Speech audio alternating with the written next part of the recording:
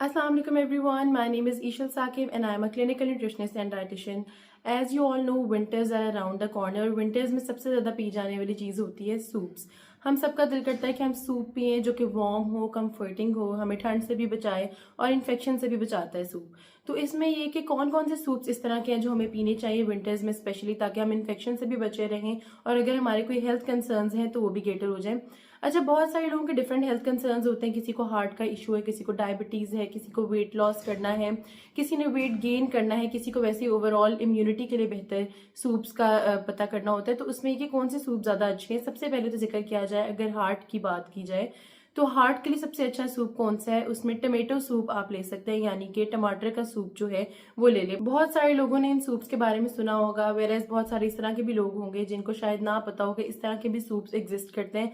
Because हमारी dictionary में soups हैं hot and Sawar soup, corn soup, उसके अलावा सेचुआन सूप, क्रीम सूप, इसके अलावा हम सूप्स जनरली नहीं जानते। वेरएज बहुत सारे सूप्स इस तरह के हैं जो कि equally good, tasty and comforting होते हैं, जिसमें एक मैंने बताया टमाटर का सूप है। टमेटो सूप जो है, जो हार्ट पेशेंट्स हैं उनके लिए बहुत अच्छा है। इसके अंदर लाइकोपीन होता है जो कि अगेन हार्ट के लिए बहुत ज्यादा अच्छा होता है। जिन लोगों को हार्ट का इशू है वो लाजमी ये सूप कंज्यूम करें, उनकी हार्ट हेल्थ बहुत अच्छी होगी।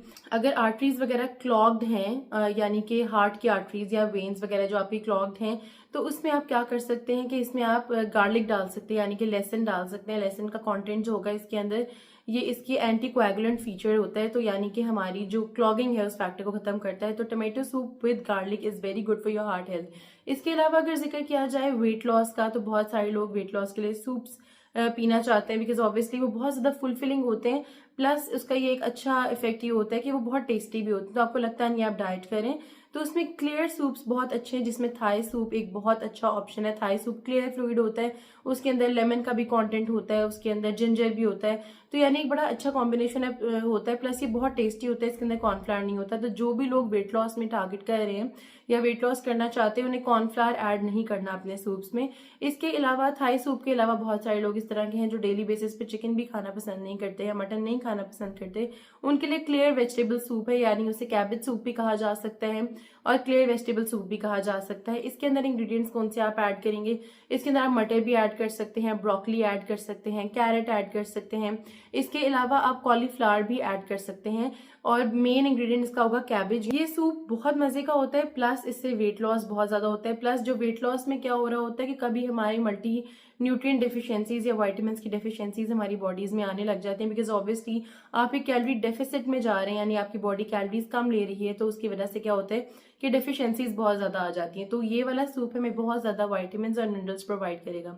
इसके अलावा जिक्र किया जाए अगर वेट लॉस की, तो उसमें एक और बहुत कॉमन सूप है, दैट इज लेंटिल सूप या मेलिगडोनी सूप भी कहते हैं, यानी कि वो दालों का सूप होता है। अच्छा, दालों का सूप दो तरह से बनाया जाता है। अगर आप दालों का सूप बनाते हुए उसको बहुत ज्यादा थिक कर लेते हैं तो वो आपका वेट गेन करवाएगा, वेरएज अगर वो उतना ही पतला होगा कंसिस्टेंसी में, वो आपका वेट लॉस में हेल्प करेगा। तो डिपेंड करता है आप कौन सी कंसिस्टेंसी ले रहे हैं, यानी कि अगर आपने वेट लॉस करना है तो आप थोड़ा सा पतला सूप लेंगे, उसमें पानी का कंटेंट ज्यादा रखेंगे। दालें आप मूंग और मसूर की ले सकते हैं या फिर दाल ऑफ योर ओन चॉइस। और उसके अलावा अगर आपने ऑब्वियसली वेट गेन करना है तो आप उसमें घी का कंटेंट थोड़ा ज्यादा कर लें और उसके अलावा आप इसको जरा थिक बनाएंगे। इसके अलावा अगर जिक्र किया जाए वेट गेन का, तो एक और सूप बहुत अच्छा होता है जो लोग वेट गेन करना चाह रहे हैं लेकिन हेल्दी तरीके से करना चाह रहे हैं, वो क्रीम ऑफ मशरूम सूप भी पी सकते हैं। ये इजीली रेडिली अवेलेबल होता है, डिफरेंट डिफरेंट जगहों पे रेस्टोरेंट्स में अवेलेबल है, आप ये पी सकते हैं। ये इक्वली गुड है और उतना ही अच्छा है। उसके अलावा अगर जिक्र किया जाए, बहुत सारे लोगों को आई साइट के कंसर्न्स होते हैं, यानी कि उनकी आंखें उस तरह की, ये लगता है कि उनकी आई साइट वीक हो रही है या फिर आई हेल्थ प्रॉब्लम्स होते हैं, डिफरेंट प्रॉब्लम्स हो सकते हैं आई हेल्थ रिलेटेड। तो उसमें वो पंपकिन एंड कैरेट सूप ले सकते हैं, यानी कि कद्दू और गाजर का सूप ले सकते हैं। इसमें लाइकोपीन बहुत ज्यादा है, बीटा कैरोटीन बहुत ज्यादा है, विटामिन ए बहुत ज्यादा है, ये सब चीजें हमारी आईज के लिए बहुत अच्छी हैं। तो जिनको आई रिलेटेड कंसर्न्स हैं वो कद्दू और गाजर का सूप पियेंगे डेली बेसिस पे, बहुत ज्यादा अच्छा होता है। इसको बनाना भी अगेन ईजी होता है, इसको आप स्टीम कर लें या बॉईल कर लें एंड देन ब्लेंड करके इसका आप नमक या फिर जो भी सीजनिंग आपने डालनी हो आप वो डाल के पी सकते हैं। इसके अलावा बहुत सारे लोग बहुत ज्यादा वेट लॉस फ्रेंडली चीजें लेना चाहते हैं या बहुत ज्यादा हेल्दी चीजें लेना चाहते हैं, या लोगों को कॉन्स्टिपेशन भी एट टाइम्स होती है, तो फाइबर का कंटेंट बहुत ज्यादा रिक्वायर्ड होता है। तो उसमें यह है कि क्या आप सूप ले सकते हैं जो आपको कॉन्स्टिपेशन से भी बचाए। उसमें है ओट्स एंड बार्ले का सूप। अच्छा, ये जनरली इसको लोग पॉरेज भी कह सकते हैं, इसको सूप भी कह सकते हैं, लेकिन ये सेवरी आइटम है, इसमें आप नमक डाल सकते हैं। चीनी डालेंगे तो वो जरा डिफरेंट डोमेन में चला जाएगा। जब आप नमक और इसको थोड़ा सा लिक्विड कंसिस्टेंसी में रखते हैं तो बड़ा कंफर्टिंग होता है, वार्म होता है। यानी कि जौ और जो ओट्स होते हैं उसका सूप आप पियेंगे तो जो कॉन्स्टिपेशन के पेशेंट्स हैं या जो हार्ट रिलेटेड भी पेशेंट्स हैं उनके लिए बहुत ज्यादा अच्छा है। इसके अलावा अगर जिक्र किया जाए कि बहुत सारे लोग इस तरह के होते हैं जिन लोगों को हाइपरटेंशन होती है, यानी कि उनका ब्लड प्रेशर बहुत ज्यादा हाई होता है, कंट्रोल नहीं हो रहा होता, तो इस तरह के लोग जब सूप पीते हैं तो उनका और ज्यादा ब्लड प्रेशर हाई हो जाता है। तो उसमें you guys have to make sure कि आपने उसमें चिकन स्टॉक क्यूब नहीं डालनी, बिकॉज जो हम स्टॉक क्यूब्स डाल लेते हैं चिकन की रेडीली अवेलेबल, वो टेस्ट में तो बहुत अच्छी होती हैं लेकिन उसमें सोडियम का कंटेंट बहुत ज्यादा होता है। तो इस तरह के लोग जिनका बहुत ज्यादा हाइपरटेंशन होता है यानी ब्लड प्रेशर बहुत ज्यादा हो जाता है, उन लोगों को अवॉइड करना चाहिए, स्पेशली कि वो बिल्कुल भी सोडियम का इतना ज्यादा कंटेंट ना डालें। अगर वो इस चीज को अवॉइड करेंगे तो उनका ब्लड प्रेशर ऑटोमेटिकली कम आने लग हो जाएगा। और दूसरी बात यह है कि इस तरह के लोग अपना वेजिटेबल ब्रॉथ बहुत ज्यादा इस्तेमाल करें, जितनी वो वेजिटेबल्स लेंगे उतना उनके लिए अच्छा है, फाइबर का कंटेंट भी होगा। अच्छा, इसमें आपने एक चीज इंश्योर करनी है, जो भी सूप्स आप ले रहे हैं इसमें आपने पील्स रिमूव नहीं करनी।